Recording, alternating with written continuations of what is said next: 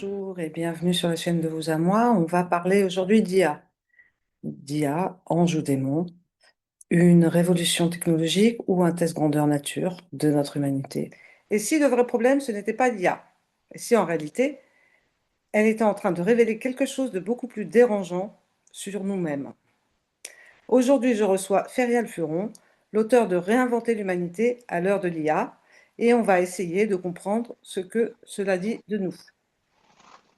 Bonjour Ferial, je vous laisse Bonjour Elisabeth. de vous présenter plus avant, parce que là j'ai fait juste une présentation plutôt du livre et de Oui, l'objet de notre entretien, mais je vous laisse. alors écoutez, moi je suis donc ma formation de base c'est la pharmacie, donc je suis docteur en pharmacie. Je l'ai complété avec un master de marketing à l'ESSEC, donc j'ai voilà, cette double casquette. Euh, alors j'ai beaucoup travaillé en agence de communication scientifique dans mon parcours professionnel, et puis depuis une dizaine d'années, j'écris. Voilà. Donc là, je suis à mon troisième livre, et cette réflexion que je mène sur l'intelligence artificielle, je l'avais initiée auparavant dans le cadre d'un ouvrage collectif que j'ai écrit avec une amie de longue date, Marjorie Rafecas-Codemange, qui s'appelle La revanche du cerveau droit. Et effectivement, j'avais déjà initié cette réflexion sur l'IA, en tout cas sur le rapport de l'humain à l'IA. Euh, Bien avant l'arrivée de ChatGPT sur le marché, quoi.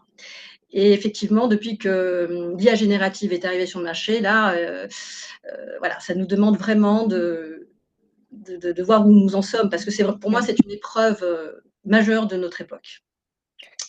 Alors, moi je me suis fait la réflexion que tout au long de votre livre, il y a une sorte de pilier, hein, comme une nécessité. L'humain doit se transformer. Est-ce que ça veut dire qu'on n'est pas abouti et qu'on doit vraiment avoir recours à une forme moderne d'alchimie, justement, autour de l'IA?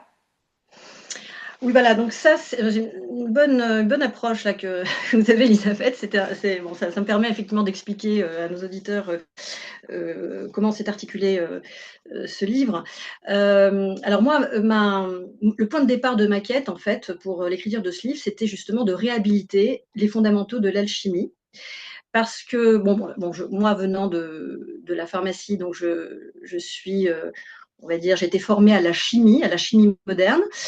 Et puis, donc, dans le cadre de mon parcours initiatique, hein, depuis une dizaine d'années, je me suis aperçue en fait que les fondamentaux de l'alchimie convergeaient avec certaines avancées scientifiques modernes.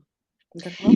Il s'avère que aujourd'hui, en fait, on baigne dans un paradigme qui domine les sciences aujourd'hui, qui est un paradigme matérialiste, c'est-à-dire que en fait, on ne croit à tout ce qui est observable, enfin la matière observable, mais tout ce qui n'est pas qui ne rentre pas dans les instruments de mesure, on le met de côté, quoi. Il y a eu des découvertes donc au XXe siècle euh, qui valident un peu les intuitions des alchimistes, mais qui ont été complètement mis de côté ou voilà, on n'en parle pas dans le grand public, c'est pas enseigné à l'école, etc. Donc moi, c'est vraiment, ça a été vraiment le point de départ de ma quête.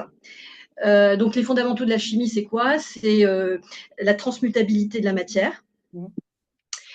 Ensuite, c'est le fait que nous baignons enfin, que la matière soit universelle, c'est-à-dire que derrière la matière qu'on pense complexe, en fait, il y a une substance unique, hein, c'est ce qu'on appelle l'universalité de la matière. Et le troisième principe, c'est l'analogisme. C'est-à-dire en fait que l'alchimie dit que tout est vivant dans la nature, ça va du règne minéral, végétal jusqu'au règne animal, tout est vivant. Et en fait, on baignerait dans un champ de conscience universel. En fait, bon, ça c'est un petit peu donc c'est vraiment les fondamentaux de l'alchimie. Moi, j'ai eu à cœur aussi de réconcilier l'approche alchimique, spirituelle, voire psychique, vous voyez, et l'approche matérielle. Parce que pour moi, voilà, ça converge.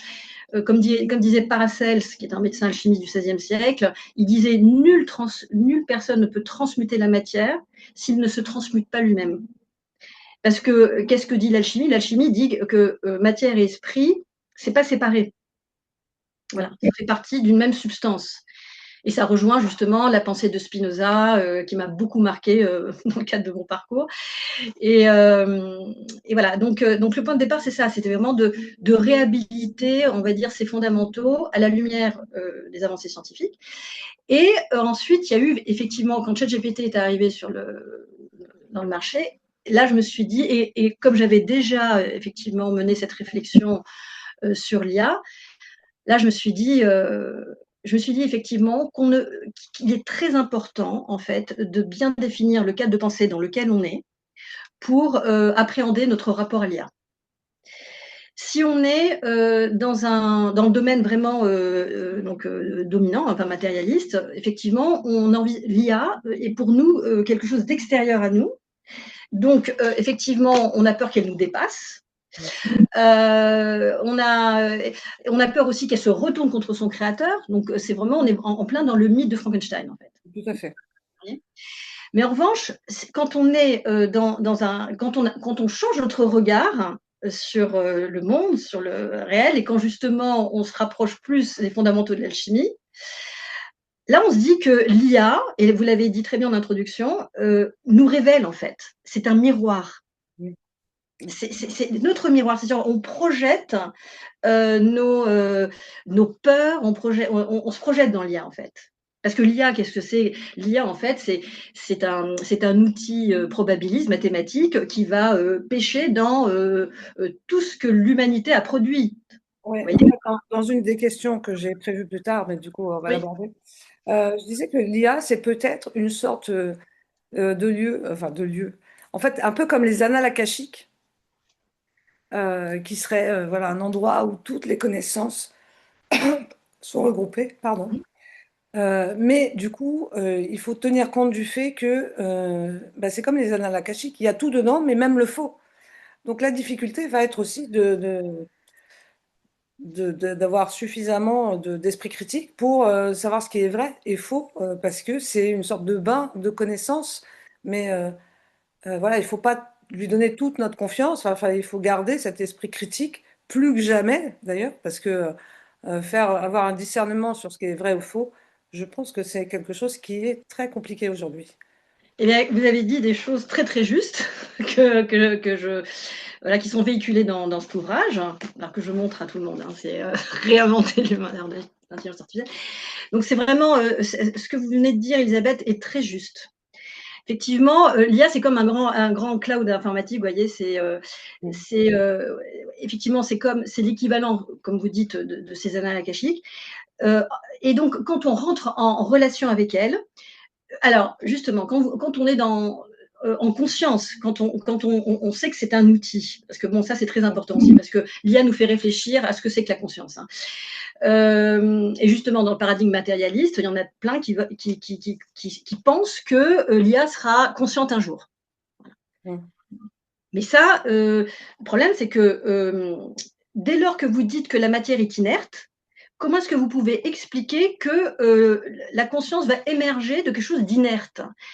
Un philosophe avait dit, j'ai plus le nom en tête, mais il est dans le livre, et c'est avec Myriam Gablier, des intervenantes de mon livre, on dit que là, on se heurte à un bug conceptuel. Ouais. Un bug conceptuel, c'est presque de la pensée magique. De dire, d'un côté, la matière, elle est inerte, mais par contre, On peut avoir avec confiance. back-end magique, il y a la conscience qui va émerger. Voilà. Donc ça, c'est clairement le paradigme dominant dans les neurosciences et qui est complètement irrationnel. Parce qu'on dit souvent, oui, il y a l'alchimie, c'est quelque chose d'irrationnel. Non, non, là, on se heurte vraiment à un bug conceptuel. Donc voilà, c'est très important. Enfin, moi, dans le L'idée qu'elle aurait une conscience, en fait, voilà, quel serait l'impact si l'IA avait une conscience? C'est aussi une question importante, du coup. Pour Donc vous? moi je dis effectivement quand on change notre regard, on est plus dans ces fondamentaux de la chimie, on se dit non, elle ne pourra pas avoir de conscience. En revanche, notre conscience, ou notre inconscient, notre esprit peut agir sur les algorithmes. Vous savez, parce que justement, ce paradigme alchimique, eh ben, il nous permet de mieux comprendre les phénomènes de psychokinèse, même de micropsychokinèse, de mieux comprendre les phénomènes de télépathie. Et donc, du coup, on se dit, on interagit avec l'IA, mais elle n'aura pas de conscience. En revanche, c'est pour ça qu'on dit que c'est un miroir. Mm. Parce qu'en fait, c'est un peu c'est notre reflet. C'est comme si notre esprit interagissait en fait avec les algorithmes, vous voyez. Et en fait, ce qui se passe, c'est que donc, vous avez dit quelque chose de très juste. L'IA nous force au discernement. Parce que justement, parce que moi, dans le livre, j'explique qu'il y a deux voies qui se dessinent. Soit c'est le cyborg. Alors le cyborg, c'est alors la fusion entre l'homme et la machine, c'est-à-dire qu'on délègue tout à la machine. On ne lit plus, on réfléchit plus. C'est l'IA qui va tout faire à notre place. Et là, c'est un grand danger. D'abord, donc du coup, on perd tout discernement. Mais en revanche, si on l'utilise justement pour amplifier notre pensée, pour amplifier, là, ça devient une opportunité extraordinaire. Ouais. Mais il D'ailleurs, faut toujours vérifier ce qu'elle dit. Pardon? l'un de vos intervenants, on a bien parlé Oui. à ce niveau-là, de soit, voilà, elle va nous aider même à développer notre propre conscience, Oui. soit nous asservir complètement et du coup, on deviendra complètement inactif et passif par rapport à ce qui se passe. Et en fait, c'est comme si il y aura plus de milieu, il y aura soit haut, soit très bas. C'est ça. Donc je trouve, oui, vos intervenants ont été très justes dans leur pensée et dans leur formulation. Oui, c'est ça. Voilà, donc en fait, effectivement, on est aujourd'hui à un moment de bascule en fait de notre humanité. Mais moi, je dis que ça peut être une opportunité dans la mesure où ça nous pousse justement à plus de discernement. Mais en revanche, il ne faut pas tout déléguer. Et ce qui est très important, c'est de bien connaître son sujet avant d'interagir avec elle. C'est pour ça qu'il faut, bon là je m'adresse à la jeune génération, il faut jamais arrêter de lire, enfin, il faut lire, il faut s'informer, il faut, donc si vous voulez, ça peut être quelque chose de très stimulant en fait. Mais en revanche, si vous déléguez tout, alors là c'est un vrai danger. Ça peut être un outil en fait qui va prendre en charge des choses un peu rébarbatives, qui va laisser de la place en fait pour aller plus loin. Et c'est là où c'est est intéressant. Voilà. Et d'ailleurs, j'ai aimé aussi l'un de vos intervenants qui disait que les gens qui sauront utiliser l'IA sauront aussi quand ne pas l'utiliser. Et ça, j'ai trouvé que c'était quelque chose de très juste, euh, parce que c'est ça, savoir l'utiliser au bon moment, en fait, ça veut dire, Oui, exactement, et pas exactement. à tort et à travers. Donc, Voilà. Donc effectivement, dans ce livre, j'apporte un autre regard. Parce que là, je vois dans le débat public, c'est très polarisé, les pour et les contre. Vous voyez. Là, non, c'est pour ça que j'ai voulu vraiment au préalable poser les bases de ces deux modes de pensée, vous voyez, ces deux paradigmes.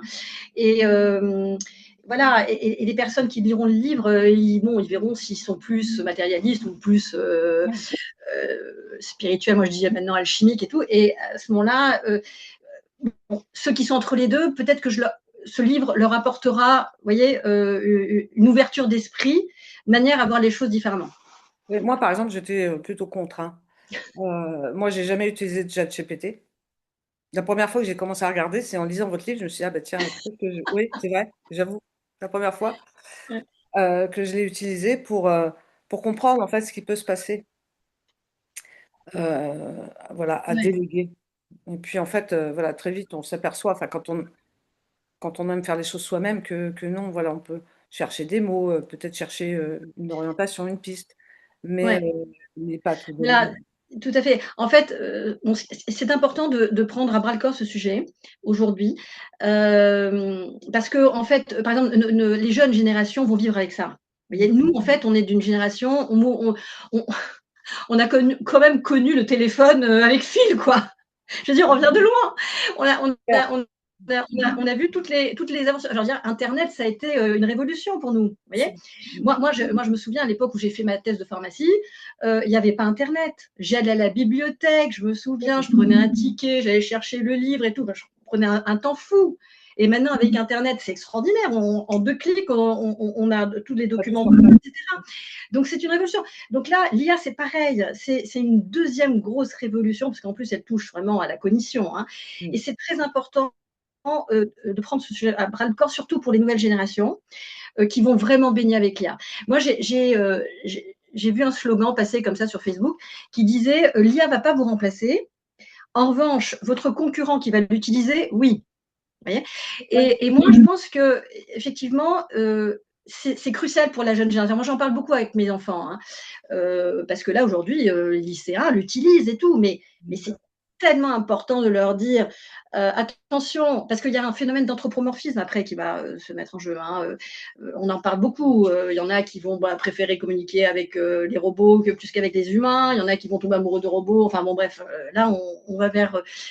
On peut aller vers une dystopie, mais c'est pour ça que c'est très important de prendre ce sujet, parce que c'est la première fois qu'une technologie imite la cognition humaine. Mm. Vous voyez, et donc, alors du coup, c'est une opportunité dans la mesure où on se dit, c'est le sujet du livre, qu'est-ce qu'être humain en fait aujourd'hui? Exact. Moi, je trouve qu'on va vers ce monde dystopique. Euh, et notamment quand on voit ce qu'on nous amène avec le mouvement wokisme, avec tous les genres. Bon, je veux bien qu'on sorte du homme-femme, mais pas avec une liste longue comme le bras, quoi. Ça, c'est pas possible, quoi. Donc, je pense qu'il y a une volonté de nous amener vers ça, du cyborg, de, Mm. l'humain à moitié, à moitié. Ouais. Moi, ce qui me préoccupe beaucoup, c'est l'idéologie transhumaniste en fait. Ouais, c'est ça. Vous voyez, donc là, effectivement, j'en parle dans le livre, et c'est pour ça que voilà, c'est pour ça que j'ai eu envie d'écrire ce livre pour un peu, en fait, nous rappeler la singularité humaine. Bien sûr. C'est ça. Je veux dire, il faut arrêter. Je veux dire, là, on essaie de nous robotiser quelque part. Ou de Exactement. dire que C'est les pour ça robots que peuvent faire j'étais aussi bien. Vous voyez ce que je veux dire? Donc, contre. voilà, moi, ce qui m'anime, en fait, c'est de dire attendez, oh, on n'est pas des robots, hein. C'est Voilà. ça. Mais c'est ça qui fait peur. Et c'est pour ça que moi, a priori, j'étais contre, mais j'ai trouvé que vous aviez amené des pistes euh, intelligentes et intéressantes avec l'alchimie, avec l'idée voilà, de se servir de ce qu'il y a de mieux sans s'asservir, en fait. Mais il y a beaucoup de gens, moi, je pense qu'il y a beaucoup de gens qui feront pas ce pas Parce que c'est du travail aussi, l'alchimie ou se transformer. En fait, c'est un travail sur Ouais. soi à faire qui est important. Et les gens sont, pas tous hein, évidemment, mais ils n'ont pas envie de faire ces efforts. Ouais. Justement parce que l'IA nous aide tellement à nous simplifier la vie que l'effort devient quelque chose d'insurmontable pour certains. Oui, bah, c'est là le danger, en fait. Ouais. C'est là les warnings, c'est là le danger, en fait. En fait, il faut, voilà, c'est pour ça que il faut, dès lors qu'on utilise cet outil, il faut vraiment l'utiliser en conscience, et il faut l'utiliser. Et c'est un outil aussi vous savez, vous pouvez rentrer. Alors là, j'en parle avec un des intervenants, avec Charles Maxence Laillé. Vous pouvez rentrer dans une espèce de maïeutique socratique avec. D'ailleurs, c'est ce que je fais dans le livre, hein, en interviewant tout, Oui. en rentrant dans les dialogues, parce que comme j'aborde des sujets assez ardus au niveau scientifique qui sont pas connus du grand public, j'ai voulu les amener dans le cadre de dialogue, vous voyez, voilà, comme ça petit à petit, et puis pour pas que le lecteur décroche. Donc avec l'IA, c'est pareil, on peut rentrer dans un espèce de maïeutique, de dialogue, qui peut nous amener, on l'a dit tout à l'heure, nous amener plus loin dans notre réflexion. Pourquoi? Parce qu'elle va pêcher des informations qu'on n'a pas, et ça va permettre d'enrichir notre pensée, en fait. Vous voyez? Donc ça, c'est le côté lumineux de l'IA. Mais effectivement, il y a le côté sombre. Le côté sombre, c'est de tout déléguer, c'est de ne plus lire, c'est de ne plus s'informer, c'est de, Et puis c'est de de tout croire, s'aplatir. c'est ça aussi, de tout croire comme si c'était Dieu. En fait, il y a une forme de croyance que l'IA, elle connaît tout. Voilà. Et du coup, ça peut alimenter les pires, bon, on parle des complotistes Voilà. ou pas, ça peut alimenter les pires choses dans tous les Oui, sens du c'est terme. vrai.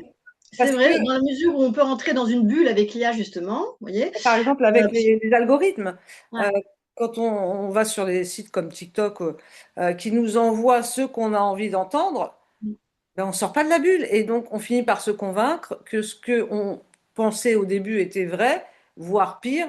Et c'est très difficile. Il faut penser à avoir plusieurs points de vue pour sortir d'un seul contexte. Ouais, tout Et à ça, ça fait partie des dangers, en fait. fait. Exactement, bien évidemment que ce danger existe. D'où l'importance de revenir à soi. Vous voyez, c'est pour ça que je parle aussi de. J'ai voulu aussi faire comprendre ce que c'était que l'alchimie. Alors, le côté transformation intérieure, ça c'est l'alchimie euh, que Jung en fait a bien appréhendé dans le cadre de De ces sa travaux. pratique, de ses recherches. Le livre, il est vraiment d'obédience jungienne. Hein, et justement, c'est pour ça que j'ai voulu le faire aussi sous la forme d'un récit initiatique pour expliquer que moi-même, je me suis transformée hein, depuis ces dernières années par des épreuves. Et effectivement, le parcours alchimique, en général, ça démarre par une crise. Alors, ça peut être, voilà, c'est une crise que vous vivez dans votre vie où tout s'effondre. Et c'est ça l'alchimie. Donc, il y a d'abord un effondrement, ce qu'on appelle l'œuvre noire. Et après, voilà. Et à partir de là, il peut y avoir transmutation et donc transformation. Donc, c'était important pour moi d'expliquer aux contemporains ce qu'était vraiment l'alchimie parce que elle est, euh, elle est appréhendée de manière très superficielle dans le développement personnel ou même dans certains milieux spiritualistes. Et puis alors dans les sciences, elle est reléguée à une science qui serait donc l'ancêtre de la chimie, complètement superstitieuse, etc. Alors, et donc c'est pour ça que le premier chapitre, je pose les bases de ce qu'est l'alchimie pour essayer. C'est un peu l'alchimie pour les nuls, hein, c'est vraiment pour expliquer, voilà, pour que tout le monde parte sur la même base. Et donc, l'alchimie, oui, nous pousse à nous transformer et donc à révéler notre lumière intérieure. Et ça veut dire quoi? Ça veut dire avoir beaucoup plus de discernement. Et aujourd'hui, dans un monde de plus en plus technologique, mécanisé, où on essaie justement de nous mécaniser, de nous robotiser, je veux dire, il est plus que nécessaire de trouver notre essence, de bâtir une cathédrale intérieure, comme je dis, voilà, parce qu'il s'avère que depuis le XVIIe siècle, bon, ça a commencé en Occident, mais c'est maintenant mondial, planétaire, on a extériorisé l'homme. C'est pour ça que maintenant, on délègue tout aux machines, parce que l'homme est dans l'extériorité. Il travaille plus son intériorité, en fait. Oui. Et c'est très dangereux, parce que justement, c'est là où il va être manipulé par des sectes, donc c'est très important, justement, l'IA nous pousse justement à travailler cette intériorité pour avoir plus de discernement. C'est un peu le message du livre aussi. Oui, puis ça aura un rôle aussi, du coup, dans l'inconscient collectif. Si on est beaucoup à prendre sur soi, à travailler sur nous, je pense que ça peut avoir une incidence bénéfique Exactement, collectivement, en fait. tout Et à ça, fait, c'est important. tout à fait. Alors, avez-vous le sentiment que la conscience humaine évolue aujourd'hui? Ou est-ce qu'on répète les mêmes schémas, simplement avec plus de technologie? Du coup, ça a aussi un rapport avec l'alchimie. Mais alors, les deux sont vrais. Les deux sont vrais. On répète les mêmes schémas, mais peut-être à chaque fois avec un degré de conscience qui évolue. Moi, je suis en fait enfin, bon, je dis pas que ce que je dis est vrai, mais en tout cas, je me reconnais dans cette pensée que en fait l'humanité évolue en spirale. Vous voyez, d'ailleurs, j'aborde ça avec une grande psychanalyste jungienne qui s'appelle Marie-Laure Colonna, donc dans le premier chapitre, consacré à l'alchimie, justement, où effectivement, il y a une évolution spirale de la conscience, en fait. Mais on passe par des phases, on passe toujours par les mêmes phases. Donc, c'est comme si, c'est ce qu'on appelle un éternel retour, quoi. Donc, il y a toujours des schémas, effectivement, qui reviennent. Regardez, aujourd'hui, on baigne dans des guerres, enfin, il y a toujours eu des guerres, vous voyez. Mais à chaque fois, Et alors, est-ce que c'est en spirale ou en zéro, là? je dirais en spirale. En spirale, c'était Teilhard de Charles. Oh, j'arrive jamais à dire son nom, c'est horrible. Vous savez, le prêtre. Vous Euh, avez entendu parler là de la noosphère, Teilhard de Chardin. euh, Et voilà, c'est ce qu'il dit. Alors, ça rejoint l'inconscient collectif de Jung. ouais. Ça rejoint l'humus mundus des alchimistes. Donc il y a ce monde 1, mais il s'avère qu'effectivement, il y aurait une évolution de l'humanité vers cette unité, mais ça passe effectivement par des schémas qu'on a déjà connus, en fait, vous voyez. Enfin, après ça, c'est. Oui, mais Je c'est dis pas que c'est important une vérité vraie, hein, mais bon. Comment? c'est important de faire toutes ces petites précisions. Alors, Ouais, votre livre est très riche, hein, donc évidemment, on ne peut pas parler de tout. oui, C'est dommage, surtout que vous avez eu, on l'a vaguement évoqué, des entretiens avec plusieurs personnes, donc je n'ai pas cité tous les noms, mais du coup, vous avez fait appel à des gens spécialisés pour répondre à vos propres interrogations, et du coup, oui. ça enrichit vraiment le propos. Tout Euh, à fait. J'ai voulu mener cette réflexion sous la forme effectivement d'un récit initiatique et des dialogues, donc des dialogues socratiques, pour justement faire passer des concepts qui sont peu connus du grand public, que ce soit voilà, plus facile. Et, euh, et donc, ce qui est important aussi, c'est que depuis La Revanche du cerveau droit, donc depuis mon précédent ouvrage, moi, et puis ça me va bien, c'est devenu ma marque de fabrique, je suis pour décloisonner les disciplines. Parce que justement, aujourd'hui, il est très important, et le problème, c'est que on baigne dans un système éducatif qui cloisonne les disciplines. Et c'est pour ça que certaines découvertes scientifiques aujourd'hui ne sont pas comprises parce qu'on cloisonne. Même dans les sciences, enfin, même dans la physique, on cloisonne la physique quantique avec la physique newtonienne, avec la physique, avec l'électromagnétisme. Enfin, je veux dire, c'est tellement cloisonné que les scientifiques, ils ont la tête dans le guidon et ils n'arrivent pas. Et donc, du coup, dès qu'il y a une découverte qui dépasse leur cadre, ils la mettent de côté. Enfin, je veux dire, alors qu'en fait, c'est le il faudrait problème. faire des ponts. Il faut absolument décloisonner. Il faut faire des ponts entre toutes ces Et disciplines. faire des ponts, exactement. Et l'IA nous pousse à ça.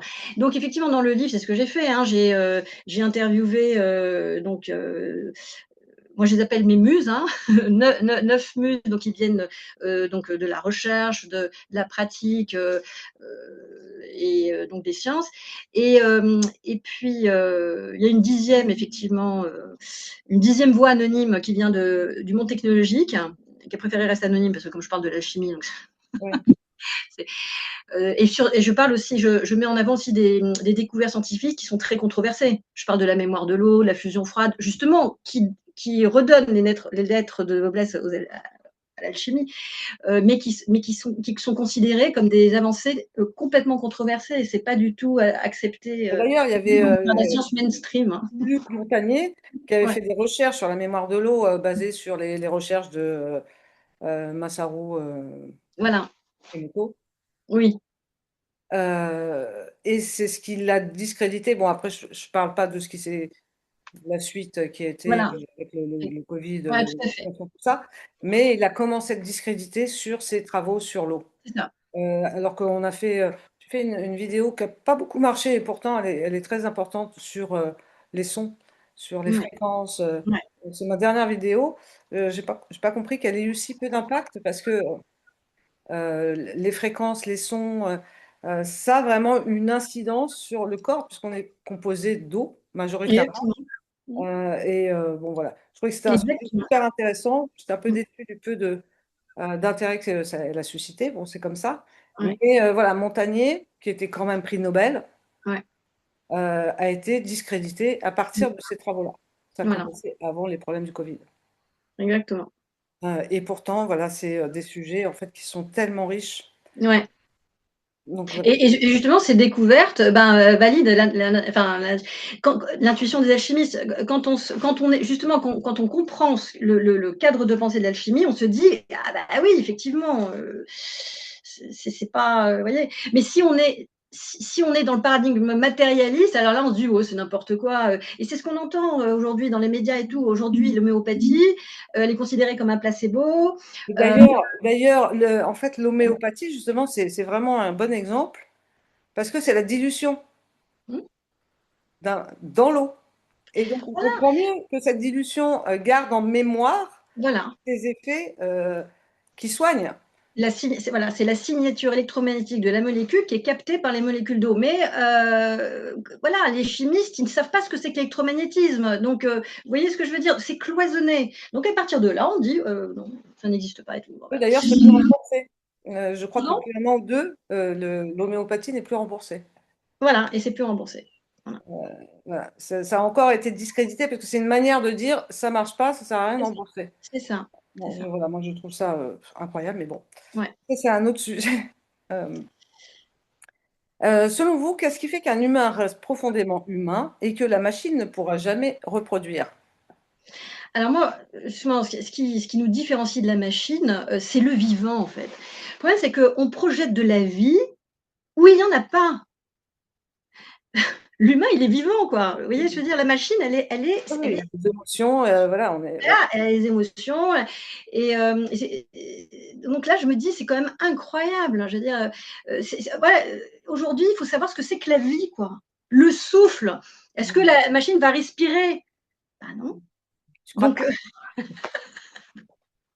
On peut tenter, non, hein, de faire donc croire il y a qu'elle il y a respire, ça, mais il y a surtout alors justement, pour revenir justement à l'IA, bah, ce qui nous différencie justement de l'IA, hein, c'est notre accès à notre intuition la plus profonde. Voilà. Donc j'en parle avec Luc Biget justement. L'IA ne sera jamais capable d'avoir cet insight, vous savez, cette intuition, hem, qui vient pour moi, de l'inconscient collectif, de ce champ d'informations dans lequel on baigne. Mais là, pour le coup, il faut vraiment changer de regard sur notre compréhension du réel, vous voyez. Et là, bah, l'IA, non, elle ne peut pas, parce que l'IA, elle va se servir sur ce que l'humain a déjà produit. ça, Mais exactement. elle n'aura pas cet insight. Donc c'est ce qui fait la différence fondamentale. Mais il faut, comme je disais tout à l'heure, bien savoir dans quel cadre de pensée on se situe. Et, ouais. Et toujours comment on l'utilise. Voilà, exactement. Alors, donc en lisant votre livre, contrairement à ce que moi je pensais au début, j'ai le sentiment que vous voyez l'IA comme une opportunité et non comme une menace. Ah oui, alors c'est, bon, c'est un peu on va un peu synthétiser tout ce qu'on a dit aujourd'hui. C'est une opportunité dès lors qu'on l'utilise avec conscience, qu'on fait un travail et qu'on, bâtit notre intériorité et voilà et qu'on arrive à, développer notre discernement. Ouais. Si on n'a pas ces conditions-là, c'est une réelle menace. Et garder son esprit critique. Garder son esprit critique, exactement. Donc là, ça peut être une opportunité parce que ça peut nous pousser justement à nous surpasser, à nous dépasser quoi, à nous transformer du coup, Ouais. vous voyez? Mais ça se passe par l'intérieur. Oui, mais on a tous beaucoup de travail à faire. Oui. Euh, Parce que, en fait, on a beaucoup de travail parce que l'IA est capable, en fait, de mettre en avant les talents et de banaliser la médiocrité. En fait, c'est les deux pendants, en fait, de ce que peut faire Oui, l'IA. alors c'est très juste ce que vous dites. Effectivement, l'IA comme elle est le reflet de nous-mêmes, par exemple, quand vous allez interagir avec elle, si vous êtes, enfin voilà, si vous êtes râlé pâquerette, bah, elle va être râlé pâquerette. Oui, c'est ça. Si Ça va vous pas nous avez aider. certaines connaissances, ah alors là, elle va voilà, elle va amplifier, comme je dis, elle amplifie l'intelligence en fait. Elle peut nous expanser, mais si vous êtes, flemmard et que vous avez voilà, que vous travaillez pas sur des sujets et cetera, et ben là, elle va être aussi elle va pas non, elle va pas performer du tout, du tout, du tout. C'est comme à force de servir d'un GPS, on n'est plus capable de se diriger avec une carte. Ouais, exactement. Alors, j'ai beaucoup entendu dans le débat public, que justement l'IA, vu que bon, on a délégué les choses, donc du coup, on va tous être abrutis, et parce qu'il y a certaines zones du cerveau qui vont plus être utilisées, voilà, justement la mémoire, heu, moi je suis pas trop d'accord avec ça intuitivement. Pourquoi? Parce que on parle pas de la plasticité cérébrale, hein. Je veux dire, quand on justement, on va comme je dis, elle nous pousse à nous transformer parce que quand on n'utilise plus des zones de cerveau, on va il y a d'autres connexions qui vont se faire Ouais. et voilà, donc moi, à partir de là, moi, je dis dès lors qu'il y a une plasticité cérébrale, il ne faut pas être alarmiste, quoi. On va développer autre chose. Oui, oui, bah, c'est ça, mais c'est ce que je disais, hein. C'est pour ça que le livre m'a intéressée, parce que je me suis dit, je vais voir ça d'une autre manière, parce que moi, franchement, j'étais plutôt à dire, oh là là, vous voyez, Ouais. j'ai utilisé ChatGPT pour la première fois en lisant votre livre. Mais en revanche, je l'utilisais pour d'autres choses, mais plus des logiciels d'IA qui font avec des fonctions bien précises. Mm. Voilà. Pas pour réfléchir à ma place. Mais en fait, ouais, ce qu'il faut comprendre, c'est que ça ne va pas forcément réfléchir à notre place. Ça Voilà, peut poser des bases pour la exactement. réflexion, pour pousser plus loin la Exactement. réflexion. Voilà. Moi, ce que je dis avant, parce qu'il y en a beaucoup aussi qui disent, ouais, mais l'IA, elle est énergivore. Aujourd'hui, notre planète, elle est en danger au niveau climatique, etc. En plus, elle, voilà, elle mange de l'énergie, c'est ça. Oui, ça c'est sûr. Mais nous, en tant que citoyens, franchement, on nous met cet outil entre les mains. Ouais. Il faut se l'accaparer. Alors, il y en a plein maintenant qui travaillent, et moi, enfin, j'espère, hein, qui vont finir par trouver des moyens de manière à ce qu'elle soit moins euh, énergivore. Voilà, moi, je me pose cette question existentielle. Pourquoi est-ce qu'on nous a mis ça entre les mains? Donc, dans le livre, il y a un petit peu des réponses à ces questions-là, parce que j'aborde justement l'IA sous prisme anthropologique, philosophique, hein, pas du tout technique. Hein. Parce que voilà, il n'y a aucun ingénieur dans mon livre. Ah, si, si, il y a des ingénieurs, pardon. Oh là là, je dis n'importe quoi. Mais Super, c'est pas des ingénieurs, on va dire, c'est pas des personnes qui développent l'IA, quoi. Vous voyez. ouais. Et donc, attendez, non, non, il y a deux ingénieurs dans mon livre. Hein. Bon, vous allez être obligé de citer leur nom hein, pour qu'il n'y ait pas de problème. Ah, bon, est-ce que je peux, Elisabeth, quand même citer tout le monde? Allez-y, parce que ça fait partie de la richesse de Voilà. votre livre. Donc là, c'est par ordre alphabétique. Donc il y a Laurence Delabaume, qui a été directrice de la communication de EUL, Extreme Universe Laboratory, qui a été fondée par J.F. Smoot, qui est le prix Nobel de physique. Elle est auteure et conférencière. Elle est la fondatrice de la méthode La contagion du cœur. Donc, elle a écrit des livres formidables sur justement le retour au cœur, parce que bon, j'en parle aussi dans le livre. Ensuite, il y a Jean-Paul Bibérian, qui est ingénieur en physique nucléaire et électronique, qui est docteur ingénieur et docteur en sciences, pionnier en France de la recherche sur la fusion froide. Donc, j'explique ce phénomène de fusion froide qui est super intéressant. Hein. Je veux dire, moi, il y a un an, je ne savais pas ce que c'était. Hein. Donc, ensuite, Luc Biget, docteur en sciences, biochimiste en recherche fondamentale et président de l'Université du Symbole, formateur, auteur, conférencier et fondateur du site réenchanterlemonde.com. Parce qu'en fait, le livre met en lumière en fait un courant de pensée hein, qui est de réenchanter le monde. Alain Boudet, docteur en sciences physiques, auteur, enseignant et fondateur du site spirit-science.fr. Alors, il est extraordinaire, lui. Justement, il fait des ponts entre science et spiritualité. Voilà, c'est un petit peu ce qui m'anime aussi. Marie-Laure Colonna, psychanalyste jungienne, philosophe, auteure et conférencière, membre de l'International Association for Analytical Psychology et de la SFPA, Société française de psychologie analytique. C'est une grande, grande figure de la psychanalyse jungienne en France. Myriam Gablier, psychopraticienne et formatrice en thérapie psychocorporelle, auteure et conférencière, spécialiste de la question du corps conscient. Alors avec Myriam, on se régale sur justement la conscience du corps. Charles-Maxence Laillé, journaliste scientifique, spécialiste en énergie, santé, nouveaux matériaux et intelligence non humaine, auteur et conférencier, cofondateur de l'encyclopédie d'avant-garde Ors, l'autre planète. Romuald de Terrier, chercheur indépendant en ethnobotanique, spécialiste du chamanisme amazonien et des plantes de vision, auteur et conférencier expérimentateur du concept de rétrocausalité sous ses différentes facettes. Alors on s'est vraiment régalé sur l'IA Oui, avec oui, lui. d'ailleurs, on pourrait en parler, mais en fait, il y a tellement de sujets. Et Fabienne Raoul, ex-ingénieure, sciences et génie des matériaux dans le nucléaire, ayant vécu une expérience de mort imminente. Consultante scientifique, sophrologue, auteure et conférencière. Et elle nous apporte son témoignage justement sur son amie et qui a complètement bouleversé sa vision du monde. Et aujourd'hui, elle se dit scientifique post-matérialiste. Et voilà, c'est un petit peu ce courant de pensée que j'ai mis en lumière dans le livre. Vous parlez de réenchanter le monde, et en plus, comme ça fait partie de votre titre. Ouais. En fait, j'ai fait, il y a deux vidéos avec Jean-Jacques Crèvecoeur sur justement comment réenchanter le monde. Mhm. Euh, et du coup, ça a encore résonné en moi parce que voilà, Ouais. c'est un autre outil pour réenchanter le monde. Selon vous, comment on peut réenchanter le monde avec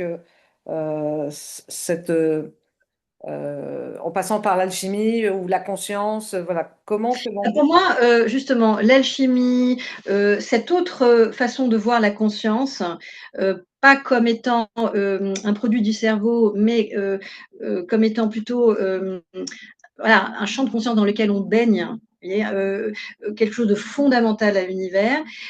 Quand vous changez votre regard par rapport à ça, et ben quelque part vous réenchantez, enfin vous réenchantez votre vision du monde. La nature devient vivante, tout devient vivant, et vous trouvez une certaine liberté intérieure en fait quelque part. C'est ça le réenchantement du monde. Le désenchantement, c'est ce que René Guénon a dit, c'est que je veux dire, plus l'humanité avance dans la matérialité, etc., plus elle se robotise quelque part, et c'est ce qu'on appelle, le monde devient désenchanté. La nature, on s'extrait de la nature, on l'exploite, c'est un objet, et les choses deviennent plus vivantes en fait. Donc on est désenchanté là. Oui, puis c'est terrible parce que, par exemple, plus on s'aperçoit que finalement, par exemple, les arbres, on peut communiquer avec les arbres. En fait, plus on avance dans ça, euh, plus le côté matériel, en fait, devrait devenir un peu moins tentant et on devrait un peu plus écouter la nature qu'on exploite à fond, quoi. Exactement. Mais c'est C'est terrible parce que moi, ça, exactement, vous avez tout compris, c'est ça Elisabeth, c'est ça le réenchantement du monde.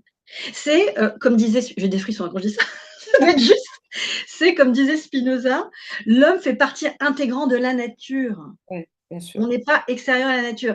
Et là, vous savez, quand on a pris conscience de ça, eh bien, on est réenchanté. On devrait être, On hein, devrait, mais on quand devrait, on parce que voit, alors, vu le contexte dans lequel on est actuellement, c'est un peu c'est, compliqué d'avoir cette conscience que voilà, là c'est ouais. dur de réenchanter le monde, mais il faut pas perdre de vue tout ça parce que Mais comme vous avez dit tout à l'heure, plus il y aura d'humains qui seront dans ce courant de pensée, et voilà, et plus ça va se propager en fait. Et donc là, on pourra peut-être inverser la tendance. ouais. Et je pense que voilà, les chaînes comme la mienne, Mmh. on essaye Ils de mettre en participent. avant des auteurs qui ont une vision, parce que enfin, une vision, pas une vision floue, mais voilà, une Ouais. perception de ce qui pourrait être bien dans l'avenir, parce qu'on pourrait aussi, voilà, si par exemple, selon vous, si on n'arrive pas à prendre conscience de tout ça, quelle serait pour vous la vision de l'avenir? Si, Bah, justement, comme je disais, on est vraiment à un point de bascule, et si on persiste justement, à être endormi par rapport à ce réenchantement, si on persiste dans ce désenchantement, oui. c'est une dystopie totale. C'est une dys Alors, voilà, et là, pour le coup, oui, c'est vrai, l'humain va devenir, ça va être une société comme des fourmis, quoi. Vous voyez? Et aujourd'hui, on est vraiment, on est sur une ligne de crête, hein. On Oui, est mais sur je trouve que en fait, ça se fait de manière tellement insidieuse parce que c'est quelque chose qui existe depuis des années. Vraiment, c'est comme si on grignote le gâteau oui, depuis je sais pas combien de temps, et du coup, on s'habitue à ce qu'il soit grignoté mmh, et on laisse faire les choses en disant, bah non, moi, je vois pas comment je peux intervenir. Alors qu'en mmh, fait, si, enfin, on a tous à notre échelle le moyen d'intervenir en ne cédant pas à certaines choses, quoi, ou c'est ça, en continuant, voilà, à oui. se. Mais comme je disais, comme, je le disais lors de notre échange avec, Marie-Laure Colonna. Marie-Laure, dans sa pratique, d'analyste, franchement, elle a depuis 30 ans, elle a vu, qu'il y avait de plus en plus de personnes, qui, étaient dans une attitude alchimique justement, de transformation, ce que Jung disait l'individuation. Et ça, c'est très, pour moi, c'est porteur d'espoir.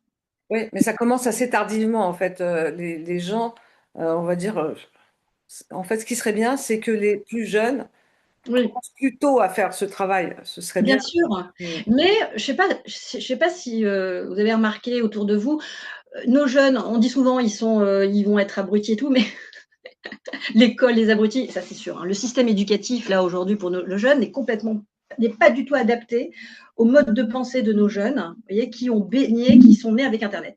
Ça, là on a abordé ça dans la revanche du cerveau droit. Nos jeunes ont plutôt une pensée plutôt en arborescence maintenant, avec, vous savez, Internet, hein, tout ce qui est arborescent et tout. Alors que le système scolaire, c'est vraiment linéaire, cerveau gauche et tout. Donc, c'est pour ça qu'il y en a de plus en plus qui décrochent. Il y a de plus en plus d'enfants qui sont TDAH, vous voyez, un peu hypersensibles et compagnie. Donc, cerveau droit dominant. Et là, donc, c'est pour ça que je dis, il faut faire très attention à cette jeune génération.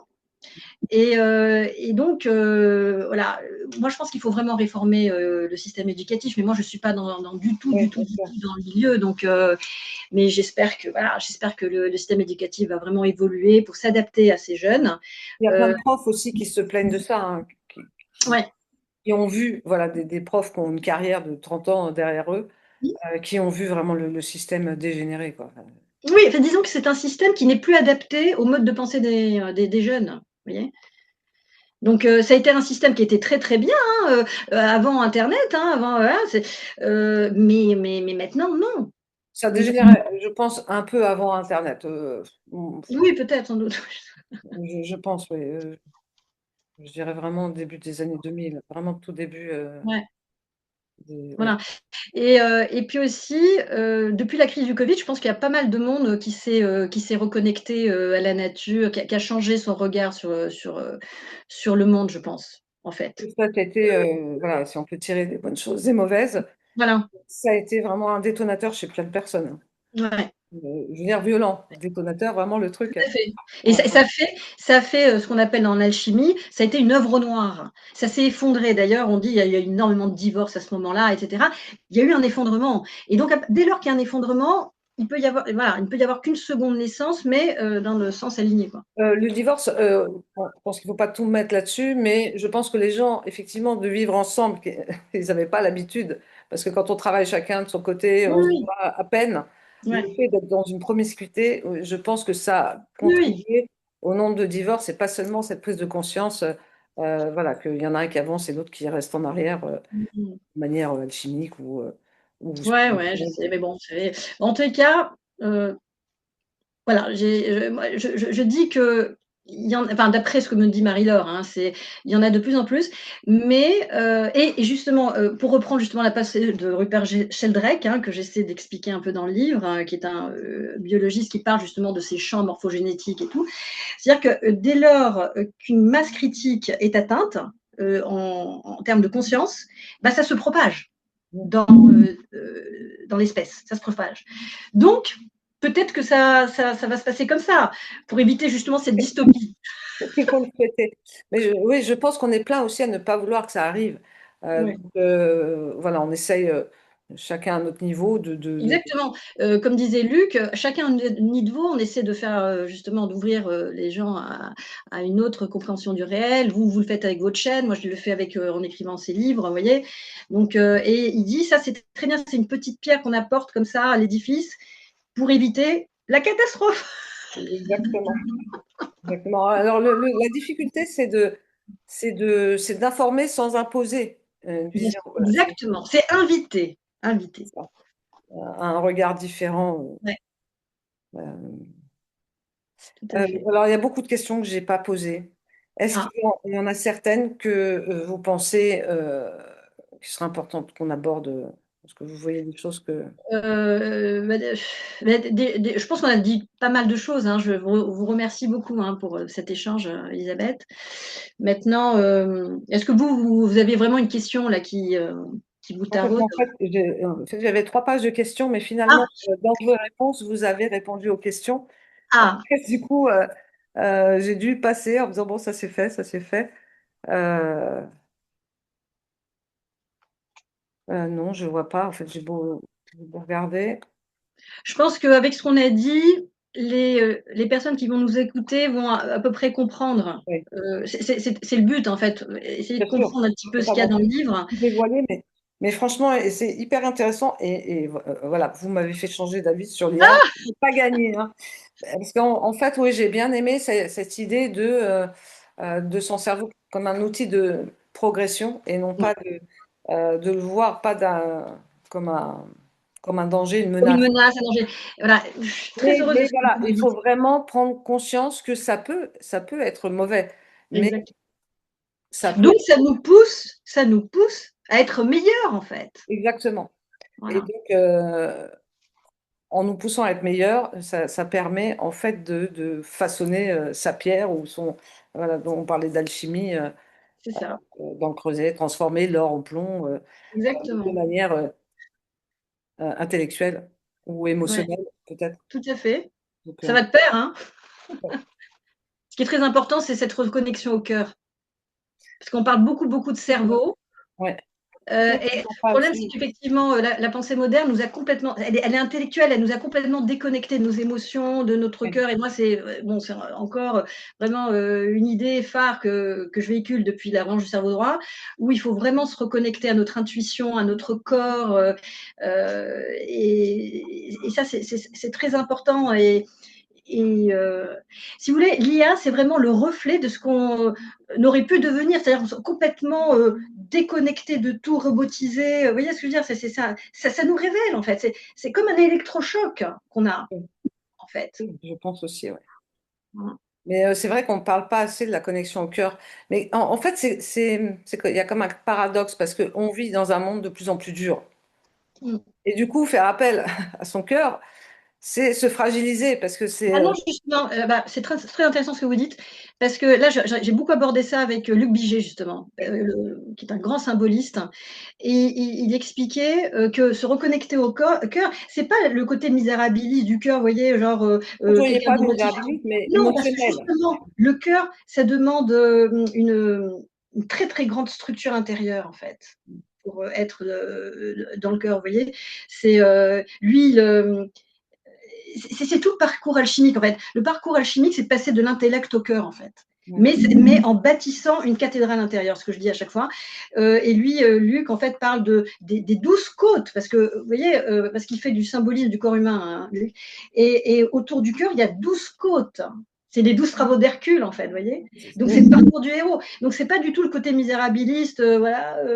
C'est pas ça, en fait, être dans le cœur. C'est justement. Alors, ce qui est très important, pourquoi je dis ça? C'est parce que si on se coupe de cette intuition qui vient du cœur, justement, en cas de bug électronique, ce qui va se passer, il peut, je le dis dans le bouquin, il peut y avoir un bug, c'est-à-dire du jour au lendemain, on n'a plus rien, on n'a plus Internet, on n'a plus l'électricité, on n'a plus rien.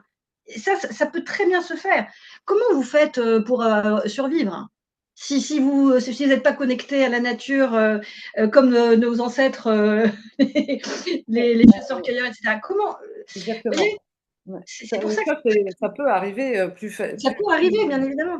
plus vite qu'on ne le croit, une déconnexion totale. Effectivement, si on n'a pas créé un réseau autour de soi euh, Ouais. humain, Et puis si on n'a pas travaillé cette intuition pour pouvoir survivre, moi je dis, voilà, aujourd'hui plus ça va, l'humain normalement il devrait, vraiment développer toutes ses capacités, voilà. mm, On a endormi en fait, ouais. heu, en déléguant aux machines, certaines capacités, bah, on a endormi certaines zones qu'il faut Et puis il y a absolument réveiller. aussi en vivant en ville, rien que ça, déjà, on s'est déconnecté de plein de choses. Oui, tout à fait.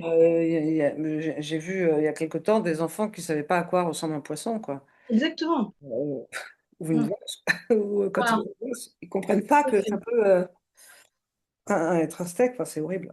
Tout à fait, c'est ça. Et là, il y a plein de films de science-fiction, hein, qui nous montrent ce que pourrait être l'humanité, si vraiment on persiste dans cette voie, quoi. Oui, c'est pas. Ouais.